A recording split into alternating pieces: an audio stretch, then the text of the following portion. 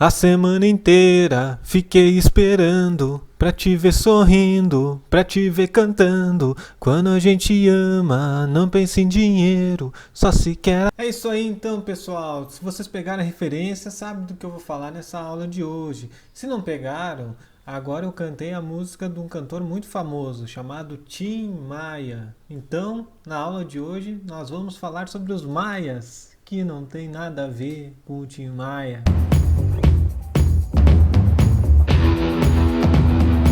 Na verdade, Tim Maia e os maias, astecas e incas têm duas coisas em comum.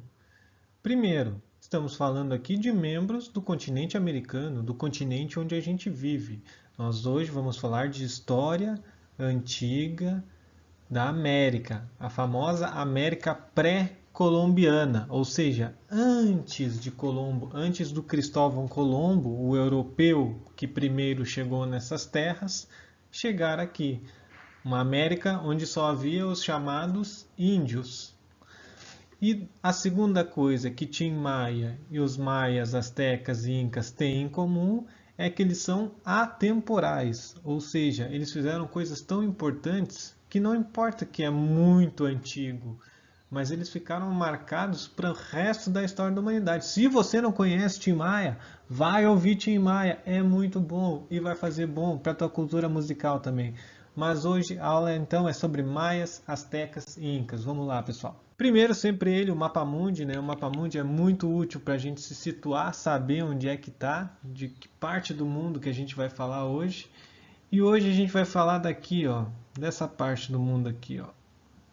Fazendo círculo, quer dizer, não é bem um círculo, né? É uma forma estranha, uma forma geométrica estranha, mas nós vamos falar dessa parte aqui, que é a América Central, e do noroeste da América do Sul. Essas duas partes eram onde se situavam esses impérios que a gente vai falar. Então aqui para situar melhor, ó, num mapa mais aproximado, os astecas e os maias no que é a América Central e o começo da América do Norte, aqui, e os incas na costa aqui oeste, noroeste da América do Sul, certo? Então, primeiro vamos começar com a dieta que esses povos vão ter, porque isso é muito importante também para a gente estudar a nossa dieta atual, quais alimentos são nativos daqui, são próprios da América, do continente americano, do nosso continente. Primeiro, a mandioca, o grande alimento de qualquer população indígena da América, de que eles fizeram tudo, farinha de mandioca, a mandioca propriamente dita, mandioca de tudo que é jeito que vocês podem imaginar, a mandioca é o alimento próprio dos habitantes nativos da América. O milho também, o milho é muito comum, a comida mexicana principalmente, que é um dos países que vai ser o sucessor desses impérios, é próprio da América, eles fazem tudo com milho lá, e é um alimento propriamente americano, daqui, original daqui, na nossa terra. A abóbora, que vocês devem conhecer também, é própria da América do Sul e fazia parte da alimentação básica deles. O cacau, pessoal, isso aqui é a base do amado chocolate. É disso daqui que é feito o chocolate. Tu amassa ele, mistura com leite, bota uma manteiga ali, um pouco de gordura, vira chocolate. Às vezes o pessoal, metido a besta, vai comprar chocolate lá da Europa, chocolate belga, chocolate não sei da onde. Não, pessoal. O único lugar do mundo que dá cacau, que é a base do chocolate, é aqui. Na Bélgica não dá chocolate. Isso daí é só uma questão de marca para fazer você comprar mais caro para um chocolate que é nosso, que é extraído aqui. Então o chocolate é próprio da América do Sul e fazia parte da dieta desses povos aí também. E por fim a lhama que parece essa ovelha gigante aqui, né? Era a carne que eles comiam, a carne mais comum que eles comiam, e também dá para fazer roupas, peles para aguentar o frio, enfim, é a da lhama. Primeiro falando dos maias, que são os mais antigos deles, eles foram um império bem longo que durou desde 2000 a.C. até 1694, então estamos falando quase de 3.000 anos de história aí, né? Eles quase emparelham ali com o Egito Antigo e com a Mesopotâmia, em termos de tempo de duração, que a gente falou na aula passada, né? Os maias eles criaram um alfabeto, uma escrita muito complexa. O que é uma escrita complexa? É que tem todas aquelas regras. Sabe o português que tu aprende lá na aula de português? Que tem a regra dos verbos, tem oração subordinada, tem um monte de regrinha. Os maias também criaram uma língua assim, que é uma língua bem complexa, bem completa, certo? Eles criaram o famosíssimo calendário maia. Calendário maia que alguns achavam que previa o fim do mundo, porque ele é organizado diferente do nosso, que é um calendário que corre do início ao fim direto e reto. O deles era circular, ou seja, ele iniciava e terminava a partir de ciclos de dias e meses e vários anos determinados. É um calendário bem complexo também, porque os maias eles sabiam muito de astronomia. Eles observavam muito as estrelas e os planetas.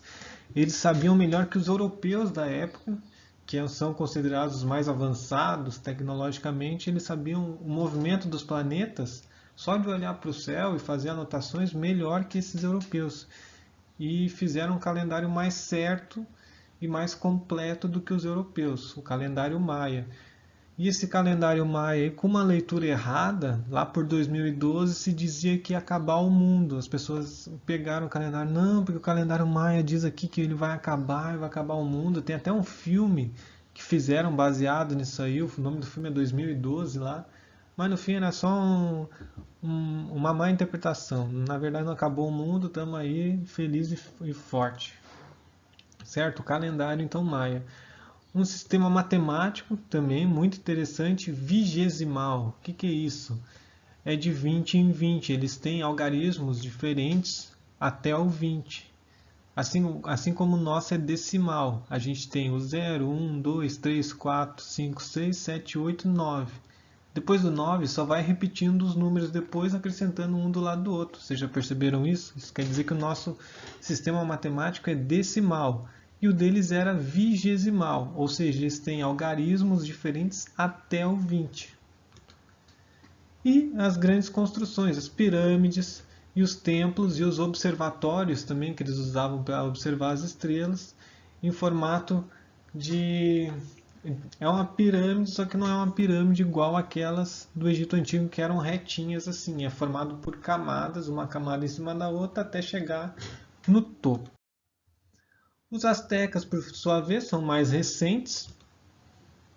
Eram um povo muito guerreiro. Eles tinham todas aquelas outras características dos maias também. Construíam templos naquele estilo, tinham uma escrita, tinham um calendário circular. Mas se destacaram mais por ser um povo muito guerreiro, muito conquistador. Por fazer sacrifícios humanos em templos, eles acreditavam muito.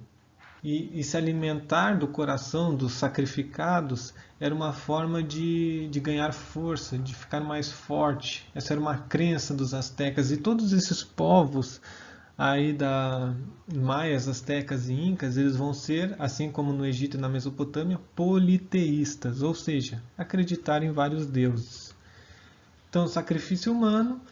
E eles foram os primeiros azarados que tiveram a chance de entrar em contato com os europeus quando eles chegaram aqui, o que acabou por dizimar o Império Azteca em 1521. Aqui temos uma cena, né, do conflito entre os europeus e os astecas, que acabou por dizimar todos eles.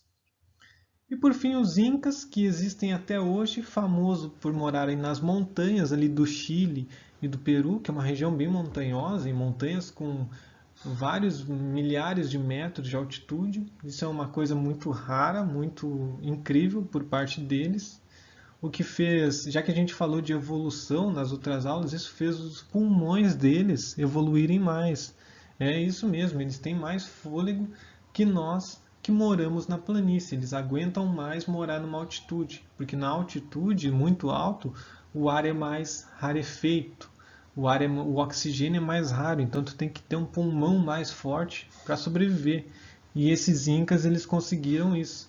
Eles construíram a famosa cidade de Machu Picchu e faziam agricultura em terraços agrícolas, ou seja, eles iam planificando parte por parte assim e fazendo uma cultura ali, como é exemplificado aqui nessa imagem abaixo, uma cultura agrícola, né? Plantavam em terraços.